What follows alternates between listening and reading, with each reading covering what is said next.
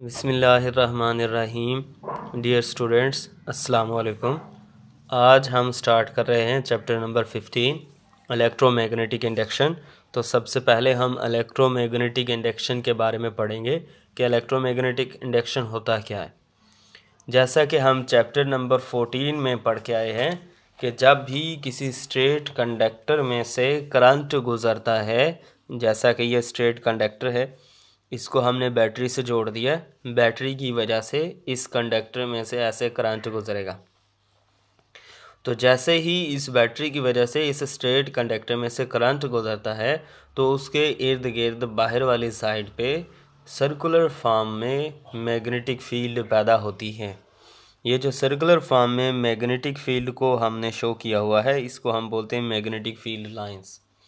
तो in magnetic field lines की direction या तो क्लॉकवाइज होगी या फिर एंटी क्लॉकवाइज होगी। तो इन मैग्नेटिक फील्ड लाइंस की डायरेक्शन क्लॉकवाइज होगी या एंटी क्लॉकवाइज होगी, इसका इन्हिसार किस चीज़ पर है? करंट की डायरेक्शन पर है। और इस कंडक्टर के इर्द गिर्द पैदा होने वाली मैग्नेटिक फील्ड लाइंस की डायरेक्शन को हम राइट हैंड रूल से मालूम कर सकते हैं। तो ये राइट हैंड रूल दिया गया है कि आप अपने स्ट्रेट कंडक्टर को इस तरीके से पकड़ें कि अंगूठा करंट की डायरेक्शन को शो करे। तो ये जो हाथ की मुड़ी हुई उंगलियां हैं, ये उन मैग्नेटिक फील्ड लाइंस की डायरेक्शन को शो करेंगी। तो इस तरह हम किसी कंडक्टर में से करंट के गुज़रने पर उसमें पैदा होने वाली मैग्नेटिक फील्ड की डायरेक्शन मालूम कर सकते हैं। इसी तरह चैप्टर नंबर 15 में हम पढ़ेंगे कि अगर करंट की वजह से मैग्नेटिक फील्ड पैदा होती है तो मैग्नेटिक फील्ड की वजह से भी करंट पैदा किया जा सकता है। करंट की वजह से मैग्नेटिक फील्ड पैदा होती है, ये सबसे पहले हमें ऑर्स्टेड नामी एक साइंटिस्ट ने बताया था। जबकि 1831 में माइकल फैराडे, जो कि इंग्लैंड में रहता था, और जोसेफ हेनरी, जो कि यूएसए में रहता था, दोनों ने सेम टाइम में इस बात को प्रूव किया कि मैग्नेटिक फील्ड की मदद से भी करंट को पैदा किया जा सकता है। इस बात को साबित करने के लिए हमने एक कंडक्टर लिया है, उसको हमने गैल्वानोमीटर से जोड़ दिया है ताकि हमें पता चले कि जब मूविंग कंडक्टर में से करंट गुजरे तो गैल्वानोमीटर की सुई डिफ्लेक्शन शो करे। हम एक कंडक्टर को गैल्वानोमीटर से जोड़ देते हैं और उस कंडक्टर को मैग्नेटिक फील्ड के अंदर मूव करवाते हैं। जब हम मैग्नेटिक फील्ड के अंदर कंडक्टर को मूव करवाते हैं तो हम देखते हैं उस कंडक्टर के सिरों पर पोटेंशियल डिफरेंस पैदा हो जाता है, जिसको हम इंड्यूस ईएमएफ बोलते हैं। और क्योंकि सर्किट मुकम्मल होगा, कंडक्टर को हमने गैल्वानोमीटर से एक कॉइल की मदद से जोड़ा होगा, तो सर्किट मुकम्मल होने की शक्ल में, क्लोज शेप में होने की शक्ल में, उस इंड्यूस ईएमएफ की वजह से इंड्यूस करंट पैदा होना शुरू हो जाएगा। तो एक कंडक्टर के मैग्नेटिक फील्ड के अंदर मूव करने की वजह से उस कंडक्टर के अंदर जो ईएमएफ प्रोड्यूस होती है उसको हम इंड्यूस ईएमएफ बोलते हैं। और उस इंड्यूस ईएमएफ की वजह से जो उस क्लोज्ड लूप में इंड्यूस करंट पैदा होता है उसको हम इंड्यूस्ड करंट बोलते हैं। और इस पूरे अमल को हम इलेक्ट्रोमैग्नेटिक इंडक्शन का नाम देते हैं। अब हम एक एक्सपेरिमेंट पढ़ते हैं और उस एक्सपेरिमेंट में हम देखते हैं भी कैसे हम एक कंडक्टर को मैग्नेटिक फील्ड के अंदर मूव करवा के उसमें इंड्यूस ईएमएफ और इंड्यूस करंट पैदा कर सकते हैं। तो हमने एक स्ट्रेट कंडक्टर ले लिया है। जैसा कि हमने पहले बताया था भी, हम स्ट्रेट कंडक्टर को वायर्स की मदद से गैल्वानोमीटर के साथ जोड़ देते हैं ताकि जब कंडक्टर में से करंट गुजरे तो गैल्वानोमीटर की सुई डिफ्लेक्शन शो करके हमें बता दे भी कंडक्टर में से करंट गुजर रहा है या नहीं गुजर रहा। तो हमने अपने इस कंडक्टर को गैल्वानोमीटर से जोड़ दिया। एक हमने परमानेंट मैग्नेटिक फील्ड ले ली है, जिसके एक साइड पे हमारे पास नॉर्थ पोल है और एक साइड पे हमारे पास साउथ पोल है, और मैग्नेटिक फील्ड की डायरेक्शन नॉर्थ से साउथ की तरफ है। इस मैग्नेटिक फील्ड के अंदर हम अगर अपने इस कंडक्टर को स्टेशनरी रखते हैं, रेस्ट की हालत में रखते हैं, तो हम देखेंगे गैल्वानोमीटर की जो सुई है वो कोई डिफ्लेक्शन शो नहीं करेगी। और अगर हम अपने इस कंडक्टर को राइट की तरफ मूव करवाते हैं तो हम देखेंगे गैल्वानोमीटर की सुई जो है वो डिफ्लेक्शन शो करती है, जिससे हमें ये पता चलता है कि कंडक्टर के मैग्नेटिक फील्ड के अंदर मूव करने से कंडक्टर में से करंट गुजरना शुरू हो गया है।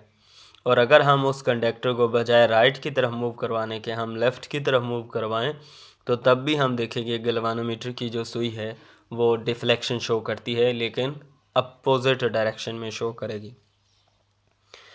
तो इस पूरे एक्सपेरिमेंट से हमें पता चल गया है कि अगर हमारे पास कंडक्टर यानी जो कंडक्टर और गैल्वानोमीटर मिल के एक लूप बना रहे हैं, इस लूप और मैग्नेटिक फील्ड के दरमियान अगर रिलेटिव मोशन होगी तो रिलेटिव मोशन की वजह से इस कंडक्टर के सिरों पर पोटेंशियल डिफरेंस पैदा होगा, जिसको हम इंड्यूस ईएमएफ बोलते हैं।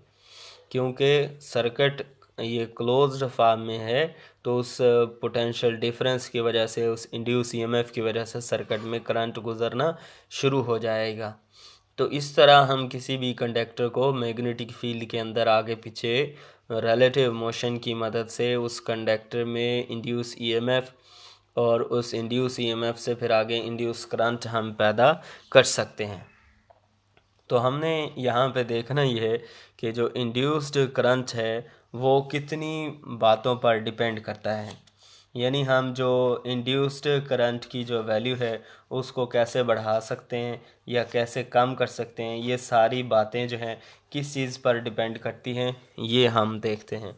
ये आपसे शॉर्ट क्वेश्चन में भी पूछा जा सकता है, भाई इंड्यूस्ड करंट किस चीज़ पर डिपेंड करता है। तो बुक पे लिखा हुआ है कि speed with which the conductor moves, यानी ये जो कंडक्टर है इसको हम कितनी स्पीड के साथ मैग्नेटिक फील्ड के अंदर राइट या लेफ़्ट की तरफ मूव करवा रहे हैं, and upon the resistance of the loop, और दूसरा लूप की रेजिस्टेंस कितनी है। अगर हम स्पीड की बात करें तो जितना ज़्यादा स्पीड के साथ हम अपने कंडक्टर को मूव करवाएंगे उतनी ही ज़्यादा तेज़ी के साथ हमारे लूप के अंदर इंड्यूस ईएमएफ और उतना ही ज़्यादा इंड्यूस करंट पैदा होगा। जितना हम इस कंडक्टर को स्लो मूव करवाएंगे उतना ही इस कंडक्टर में पैदा होने वाली इंड्यूस ईएमएफ और उसकी वजह से पैदा होने वाला इंड्यूस्ड करंट जो है वो कम होगा। तो मीन्स स्पीड ज़्यादा होगी तो हमारे पास इंड्यूस ईएमएफ और इंड्यूस करंट भी ज़्यादा होगा, स्पीड कम होगी तो इंड्यूस ईएमएफ और इंड्यूस करंट भी कम होगा। अब दूसरी बात है रेजिस्टेंस की।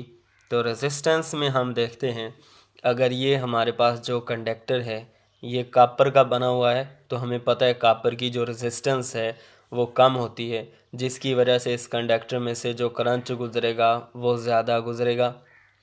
और अगर बाकी सब ऑपरेटर्स को सेम रखते हुए हम इस कंडक्टर कॉपर की जगह पे आयरन रख लेते हैं, लोहे का एक रॉड ले लेते हैं, कंडक्टर ले लेते हैं, तो आपको पता है लोहे की जो रेजिस्टेंस है वो कॉपर के मुकाबले में रेजिस्टेंस ज़्यादा है।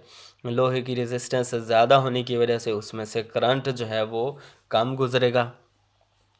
तो अगर कंडक्टर की लूप की रेजिस्टेंस कम होगी तो उसमें से करंट ज़्यादा गुजरेगा, लेकिन अगर कंडक्टर की रेजिस्टेंस या लूप की रेजिस्टेंस ज़्यादा होती है तो उसमें से गुजरने वाला करंट जो है वो कम होगा। लेकिन करंट और रेजिस्टेंस का जो प्रोडक्ट है वो हमेशा कांस्टेंट रहेगा, और ये जो कांस्टेंट है इसी को ही हम इंड्यूस ईएमएफ बोलते हैं। जैसा कि ओम्स लॉ में हम पढ़ के आए थे, V बराबर होता है IR के। तो यहाँ करंट, लूप में से गुजरने वाला करंट और लूप की रेजिस्टेंस को अगर हम ज़रब दे दें तो हमें पता चल जाएगा भी उस कंडक्टर के मैग्नेटिक फील्ड के अंदर मूव करने की वजह से इंड्यूस ईएमएफ कितनी पैदा होगी। और ये जो इंड्यूस ईएमएफ पैदा हो रही है या इंड्यूस्ड करंट पैदा हो रहा है, अभी हमने बात की थी कि अगर हमारा लूप मुकम्मल नहीं होगा तो कंडक्टर के मैग्नेटिक फील्ड के अंदर आगे पीछे मूव करने की वजह से कंडक्टर के सिरों पर इंड्यूस ईएमएफ तो पैदा होगी, लेकिन लूप इसमें करंट नहीं गुजरेगा, क्योंकि करंट सिर्फ उसी वक्त तो गुजरेगा जैसे हमारे पास लूप क्लोज शेप में होगा, तब उस पैदा होने वाली इंड्यूस ईएमएफ की वजह से इंड्यूस करंट पैदा होगा। इसकी हम मिसाल सेल ले लेते हैं। हमारे पास जो सेल होता है जिसको हम घड़ी में या किसी भी रिमोट कंट्रोल जो सिस्टम होता है उसमें डालते हैं, तो जो सेल है उसके अंदर ईएमएफ मौजूद होती है। लेकिन जब हम उसको रिमोट के अंदर डालेंगे, हम उसको किसी घड़ी के अंदर डालेंगे, फिर उसका सर्किट मुकम्मल होता है और फिर उस सेल की वजह से करंट सर्किट में गुजरना शुरू होता है और फिर वो घड़ी या रिमोट जो है वो काम करना शुरू कर देता है। सिर्फ सेल जो है उसमें सिर्फ इंड्यूस ईएमएफ होती है, उसका सर्किट मुकम्मल नहीं होता है, उसका एक सिरा पॉजिटिव एक सिरा नेगेटिव होता है, तो उसकी वजह से करंट नहीं गुजरेगा। तो यहाँ जो इंड्यूस ईएमएफ पैदा हो रही है करंट और रेजिस्टेंस के प्रोडक्ट से, जिसको हमने कांस्टेंट कहा है, उस इंड्यूस ईएमएफ की वजह से अगर सर्किट क्लोज होगा तो करंट भी गुजरेगा। तो अब हम देखते हैं भी उस करंट की वैल्यू को हम कैसे इंक्रीज़ कर सकते हैं। तो हम यहाँ पर देख सकते हैं कि हमारे पास तीन चीज़ें हैं जिनकी मदद से हम सर्किट में पैदा होने वाले इंड्यूस करंट की वैल्यू को बढ़ा सकते हैं। नंबर 1 है using a strong magnetic field. ये जो हमने मैग्नेटिक फील्ड रखी हुई है, ये नॉर्थ पोल और साउथ पोल रखा हुआ है, ये हमने स्ट्रॉन्ग लेना है। जितना ये मैग्नेटिक फील्ड जो परमानेंट हमने मैग्नेट रखा हुआ है ये स्ट्रॉन्ग होगा, उतना ही जो इंड्यूस्ड करंट पैदा होगा वो भी ज़्यादा होगा। और दूसरा मूविंग द लूप फास्टर। ये जो हमारा लूप है इसको हमने जितना ज़्यादा तेज़ी से आगे पीछे मूव करवाना है, उतनी ही ज़्यादा इंड्यूस ईएमएफ और उतना ही उससे ज़्यादा इंड्यूस्ड करंट पैदा होगा। और तीसरी चीज़ है replacing the loop by a coil of many turns. यानी हमने ये एक टर्न है, हमने एक टर्न की बजाय बहुत सारे नंबर ऑफ टर्न्स वाली जो है ना वो कॉइल लेनी है, जिसको हम लूप का नाम देते हैं। अगर एक कॉइल के अंदर बहुत सारे नंबर ऑफ टर्न्स हों तो उसको हम जो है इस्तेमाल करेंगे, तो उससे पैदा होने वाली जो इंड्यूस ईएमएफ है वो इंड्यूस्ड करंट ज़्यादा होगी। जितने नंबर ऑफ टर्न्स कम होंगे उतनी इंड्यूस ईएमएफ कम होगी, जितने नंबर ऑफ टर्न्स ज़्यादा होंगे इंड्यूस ईएमएफ उतनी ही कम होगी। तो हमने इस पूरे एक्सपेरिमेंट से यही पढ़ा है कि हमारे पास जो लूप और मैग्नेटिक फील्ड है उसके दरमियान रिलेटिव मोशन होनी चाहिए। वो जितनी जो लूप है वो मैग्नेटिक फील्ड के अंदर तेज़ी से मूव करेगा, उतनी ही ज़्यादा उसमें इंड्यूस ईएमएफ पैदा होगी। तो दर हकीकत रिलेटिव मोशन जो कि लूप और मैग्नेटिक फील्ड के दरमियान होती है, जो इंड्यूस ईएमएफ की वजह बनती है, वो असल में रिलेटिव मोशन की वजह से हो क्या रहा होता है। रिलेटिव मोशन की वजह से असल में लूप के अंदर फ्लक्स, मैग्नेटिक फ्लक्स चेंज हो रहा होता है। जैसा कि हम देख सकते हैं अभी ये जो लूप है इसमें से 1 2 3 4 5 6 लाइनें गुजर रही। इसका मतलब ये हुआ कि हमारे पास लूप का मैग्नेटिक फ्लक्स जो है वो 6 है। अगर हम अपने इस लूप को मज़ीद राइट की तरफ मूव करवाते हैं तो ये 2 लाइनें भी इसमें शामिल हो जाएंगी। तो जैसे जैसे हम इसको राइट की तरफ मूव करवाएंगे वैसे वैसे मैग्नेटिक फ्लक्स जो है वो बढ़ता चला जाएगा, और जैसे जैसे फ्लक्स बढ़ेगा तो इंड्यूस ईएमएफ पैदा होगी। क्योंकि हमने ऊपर पढ़ा था रिलेटिव मोशन की वजह से असल में क्या होता है, फ्लक्स चेंज होता है। जितना फ्लक्स ज़्यादा चेंज होगा उतना ही ज़्यादा इंड्यूस ईएमएफ पैदा होगी और उतना ही ज़्यादा इंड्यूस करंट पैदा होगा। तो greater the rate of change of flux the larger is the induce EMF. तो यहाँ तक हमने ये पढ़ा है कि इंड्यूस ईएमएफ और इंड्यूस्ड करंट जो है वो कैसे पैदा किया जाता है, उसका हमने एक एक्सपेरिमेंट देखा है। और भी बहुत सारे हमारे पास एक्सपेरिमेंट्स हैं जिनकी मदद से हम ये देख सकते हैं कि इंड्यूस ईएमएफ मैग्नेटिक फ्लक्स को चेंज करके कैसे पैदा की जा सकती है। तो मैग्नेटिक फ्लक्स को चेंज करने के हम बहुत सारे तरीके फिर नेक्स्ट लेक्चर में पढ़ेंगे। आज के लिए आप ये तैयार करेंगे इलेक्ट्रोमैग्नेटिक इंडक्शन क्या होता है, इंड्यूस ईएमएफ क्या चीज़ है, इंड्यूस्ड करंट क्या है, दोनों किस चीज़ पे डिपेंड करते हैं और कैसे पैदा किए जा सकते हैं।